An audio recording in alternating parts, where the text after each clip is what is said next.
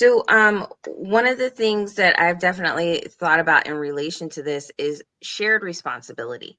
Okay. And I mentioned it a little bit before in terms of oftentimes the leader tends to be pegged as, oh, all of this weight, all of this stuff is on you, versus being able to distribute that more evenly and clearly define the roles and expectations of other people who are also sharing in this responsibility with you. And I believe that's a part of what you just said in developing relationships. Um, because if every piece of the organization is like its own standing part and it's not interacting as much as it could be, then they kind of stay as I guess the best way I can describe it is kind of like strangers.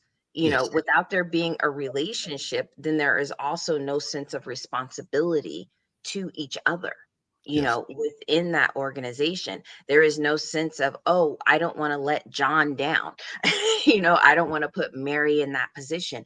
And that's a sense of shared responsibility instead of just saying, oh, well, I passed it off to them. That's on them. Whatever happens, it's not mine anymore, but a sense of having those types of relationships, that type of interdependence. I talk a lot about interdependence when it comes to personal relationships, but interdependence exists a lot within companies and organizations because this organization doesn't exist like as a sole Yeah. entity with a whole bunch of smaller entities within it, and they don't interact. So I think it's really important for people to understand that interdependence, that shared responsibility, that building of relationships absolutely helps when you're kind of spreading it all out and evening that sense of stress, responsibility, goal setting, goal achieving.